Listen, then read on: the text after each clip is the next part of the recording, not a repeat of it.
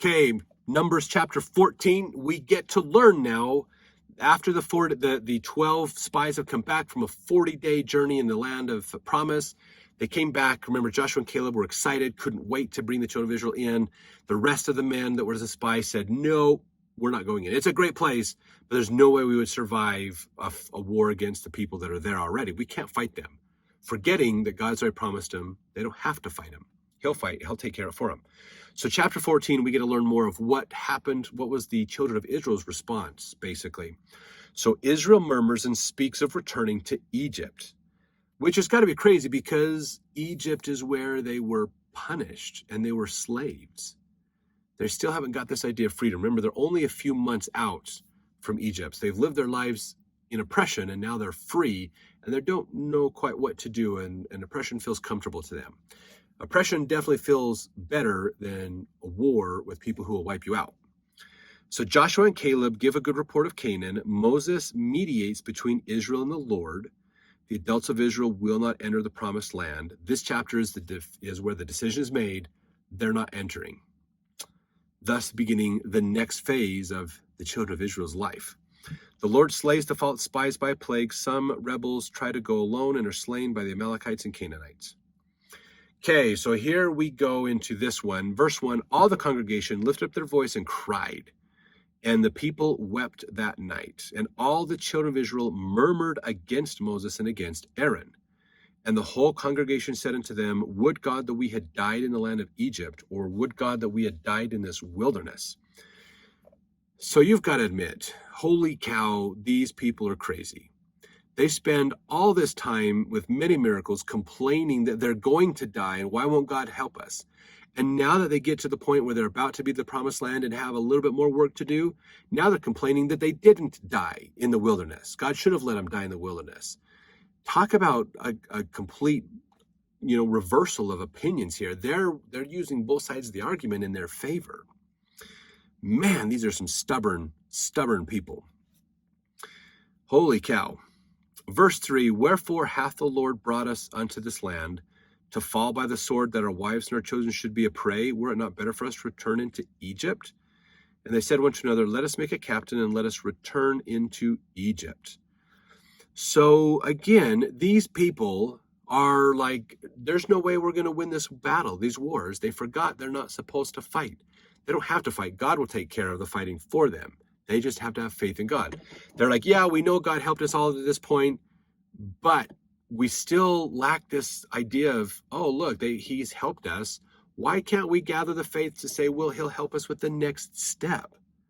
Man, these people are dense. You got to admit, and put in the comments what you think about this. If you were Moses and you heard this, wouldn't you just want to pull your hair out? Wouldn't that be just so hard as the leader, that they just want to turn around and go back? All that you've done for them, all the sacrificing, all the work that you've done to help them out, they're just throwing it all away, basically. Oh, that would just be frustrating as heck. Okay, verse 5, then Moses and Aaron fell on their faces before all the assembly of the congregation of the children of Israel.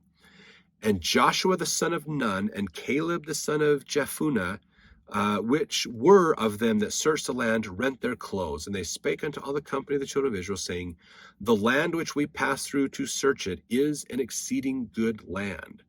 So again, this is the perception. Okay, Caleb and Joshua had the perception that this is a great place, we should go. God has given us this land, he'll help us out. The rest have the perception of negativity. No, we don't believe we can face them alone. And they're probably right, honestly. Without God's help, there's no way they would survive facing the Canaanites and Amorites in these groups. But with God's help, they're fine. They're not putting in the proper perspective. When have you in your life not used that proper perspective of adding faith to the equation, of realize that God can help you with that situation? Are you too worried about the literalness of the situation, and you're not thinking about, well, what if God helped me in this situation? What if I ask God to help? Could this situation be better? This is an important point. We all have a struggle with this in our own lives. So it's important for us to think about that, okay? How can we make sure that we are applying our faith appropriately with God and not factoring out having faith in him and having him help us? So very important point. So verse 8, if the Lord delight in us, then he will bring us into this land and give it us, a land which floweth with milk and honey.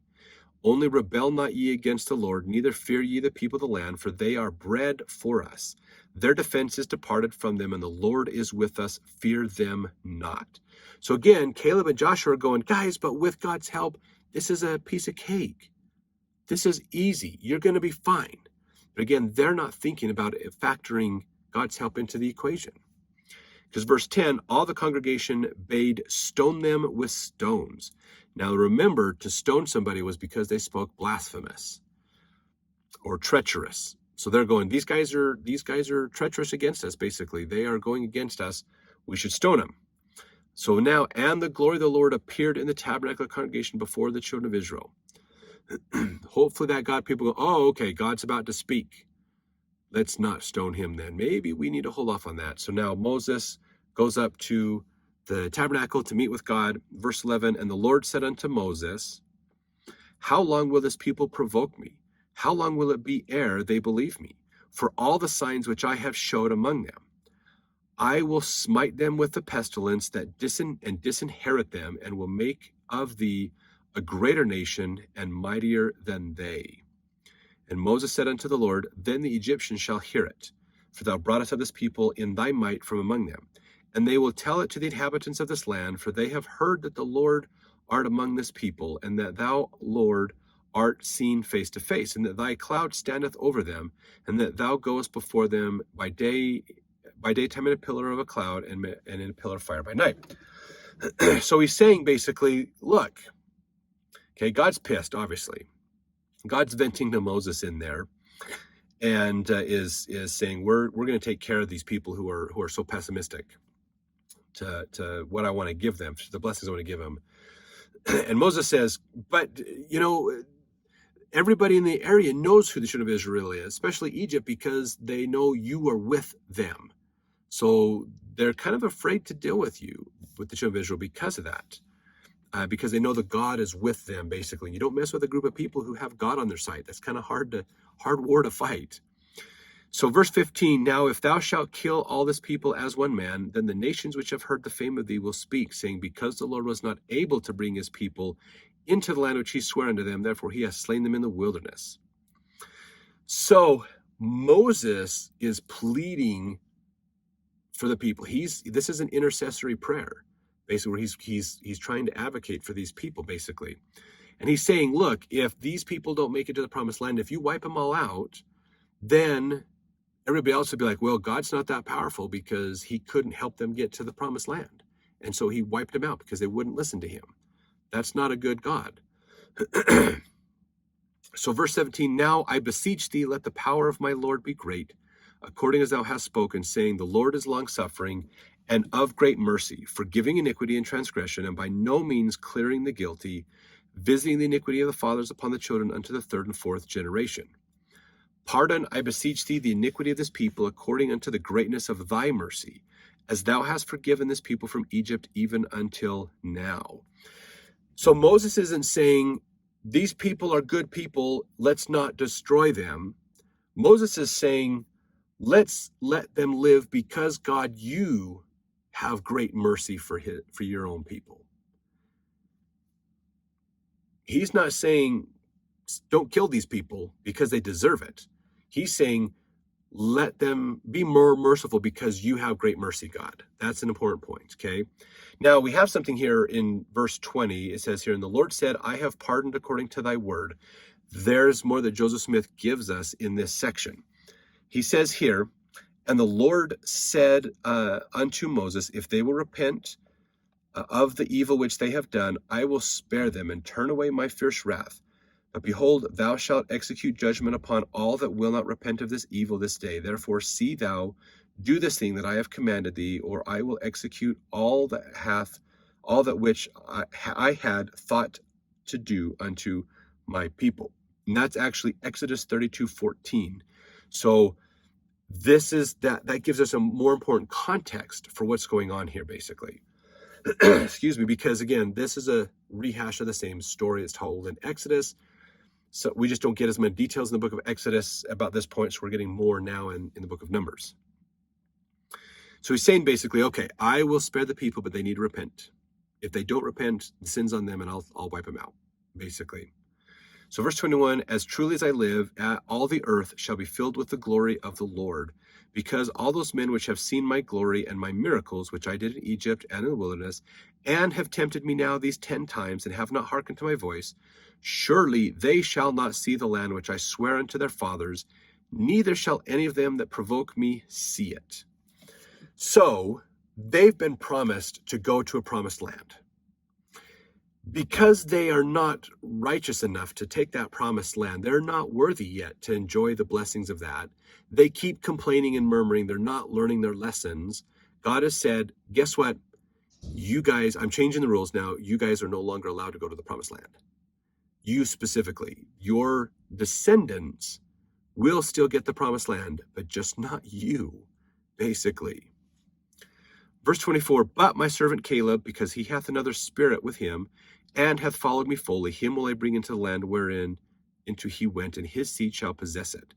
So Caleb gets to go to the promised land, just not the rest of the children of Israel. Verse 25, now the Amalekites and the Canaanites dwelt in the valley. Tomorrow turn you and get you into the wilderness by the way of the Red Sea, which means they're going back.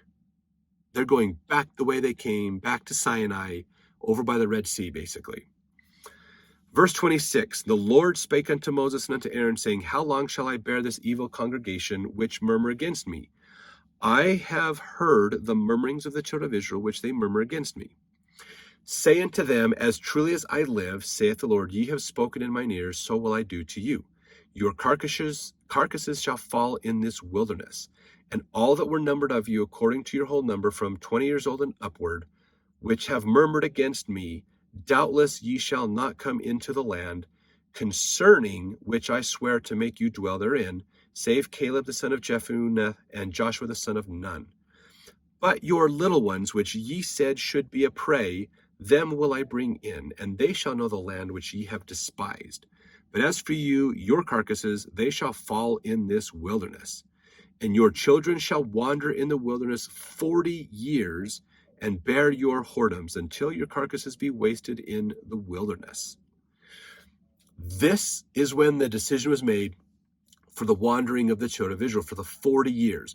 Remember, it took them a couple of months to make this journey.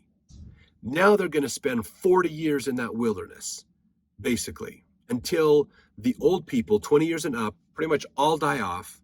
When they all die off, then the younger generation who couldn't make the choice of whether to go into the land or not, they will be the ones that inherit the land.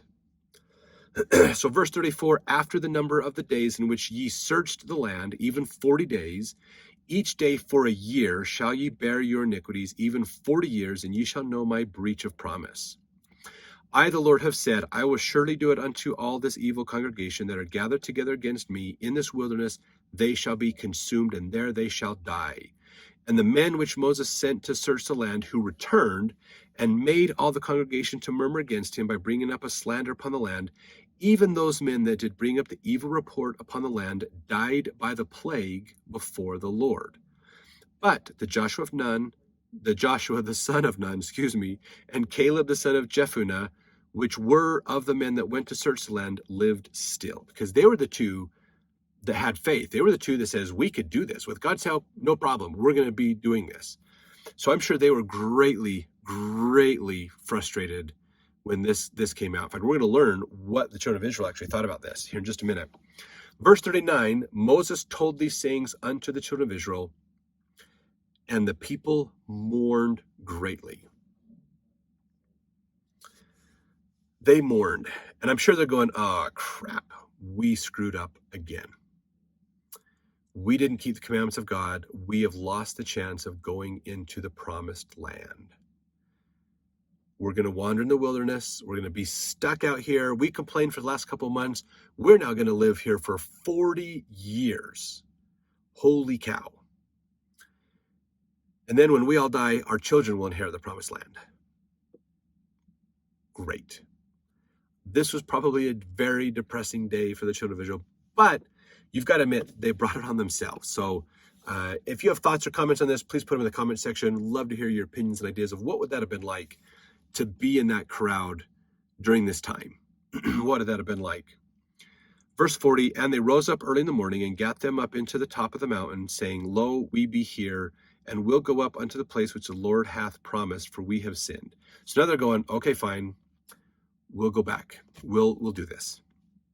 They're reluctant, but they're going to go through with it. Verse 41, and Moses said, Wherefore now do ye transgress the command of the Lord? But it shall not prosper. Go not up, for the Lord is not among you, that ye be not smitten before your enemies. For the Amalekites and the Canaanites are there before you, and ye shall fall by the sword, because ye are turned away from the Lord. Therefore the Lord will not be with you. Now that is a super important point, okay? And the children of Israel never learned that lesson, unfortunately, is when you keep the commandments, God will protect you. When you don't keep the commandments, you're on your own. There's so many times in the Old Testament, and we're going to see this moving forward, where they had times where they kept the commandments and God blessed them and protected them. There's also going to be several times where they believed they were protected by God, but they were not keeping the commandments. Therefore, they really, in effect, were not, and they were destroyed. Okay, we see this when Assyria comes through. They thought, oh, God, they can't stop us. We're invincible because God is with us. Nope, that didn't work. They got destroyed. That's when the scattering of Israel happens, when the Assyrians come through, about several centuries later after this. Right about the time, just a little bit before the Book of Mormon, in fact, comes into play, was when that happened.